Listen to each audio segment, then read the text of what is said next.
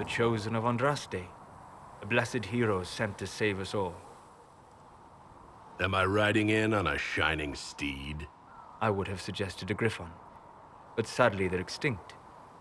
Joke as you will, posturing is necessary. I've journeyed deep into the Fade in ancient ruins and battlefields to see the dreams of lost civilizations.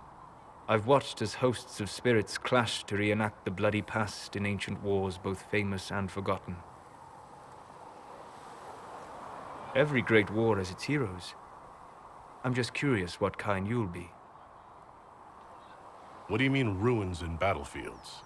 Any building strong enough to withstand the rigors of time has a history.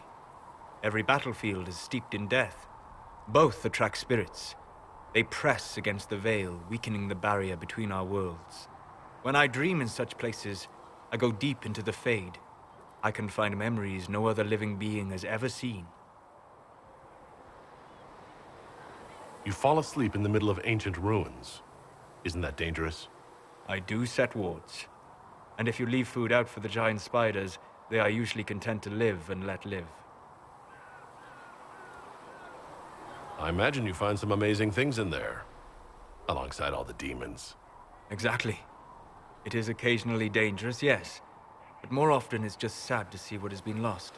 The thrill of finding remnants of a 1,000-year-old dream? I would not trade it for anything.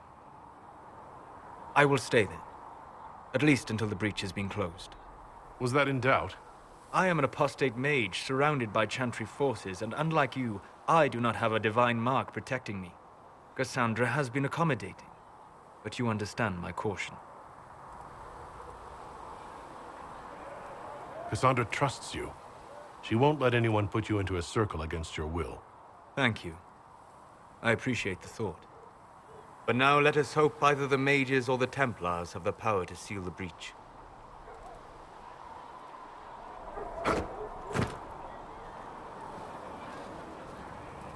Closing the breach is our primary goal, but I hope we might also discover what was used to create it. Any artifact of such power is dangerous. The destruction of the Conclave proves that much. You don't think whatever created the explosion was destroyed in the blast? You survived, did you not? The artifact that created the breach is unlike anything seen in this age. I will not believe it destroyed until I see the shattered fragments with my own eyes.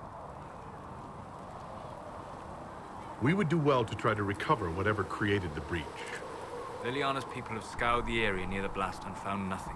Whatever the artifact was, it is no longer there. In any case, did you need me for anything?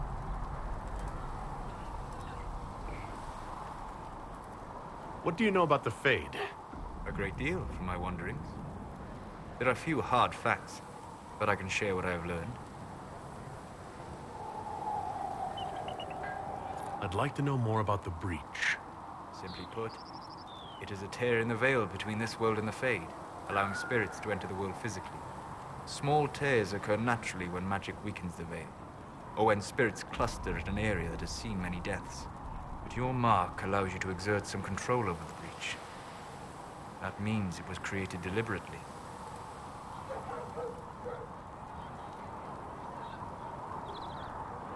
I'd like to know more about the veil.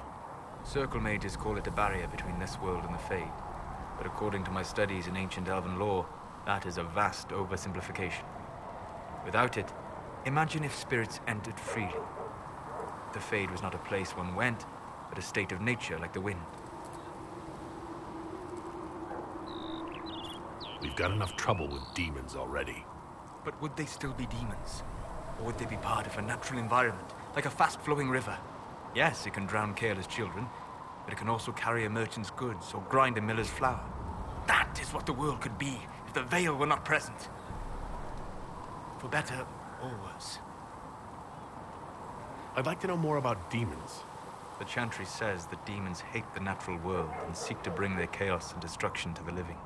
But such simplistic labels misconstrue their motivations, and in so doing, do all a great disservice. Spirits wish to join the living, and a demon is that wish gone wrong.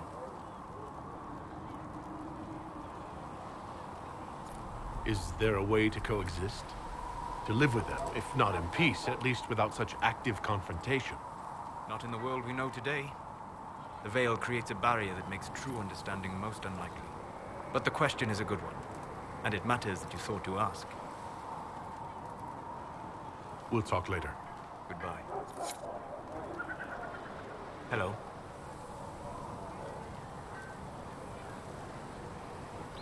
I'd like to know more about you, Solas. Why? You're an apostate, yet you risked your freedom to help the Inquisition. Not the wisest course of action when framed that way.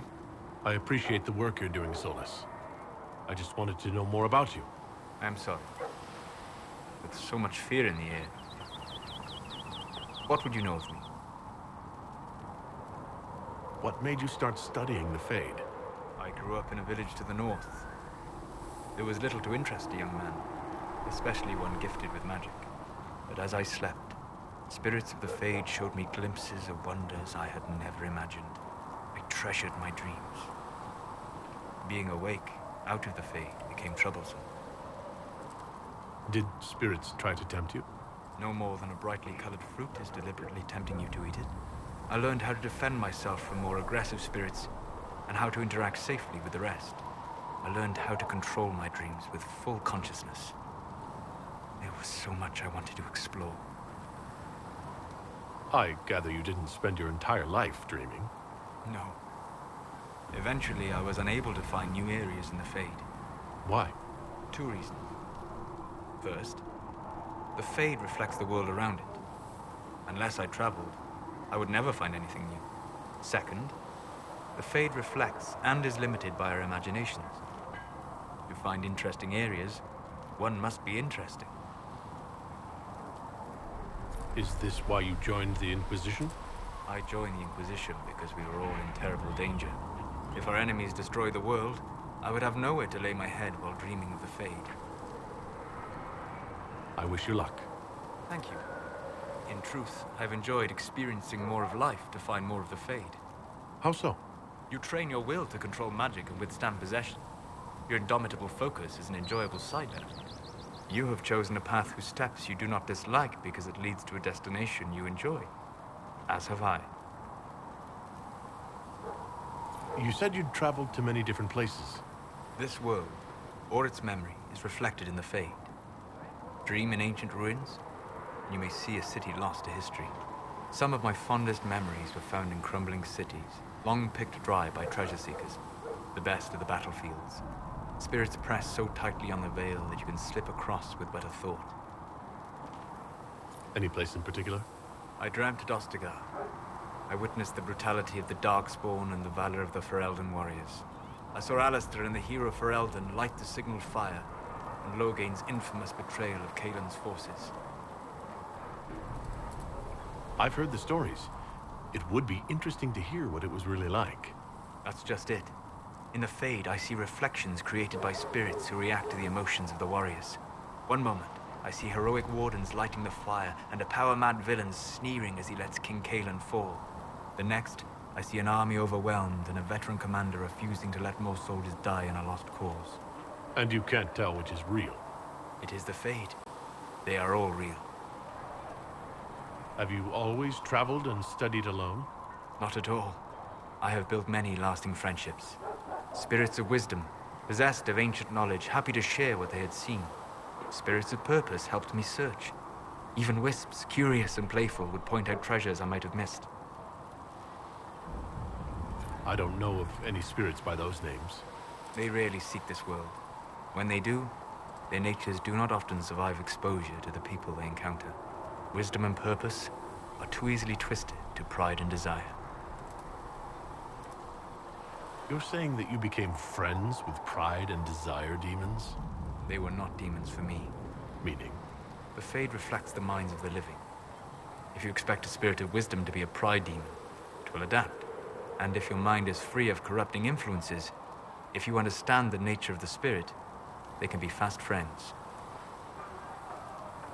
I'm impressed that you could become friends with spirits. Anyone who can dream has the potential. Few ever try. My friends comforted me in grief and shared my joy. Yet, because they exist without form, as we understand it, that Chantry declares that spirits are not truly people. Is Cassandra defined by her cheekbones and not her faith? Varric by his chest hair and not his wit?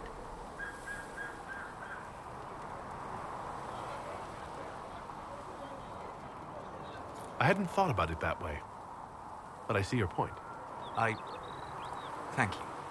Few are willing to entertain such a notion. We'll talk later. Goodbye. Hello.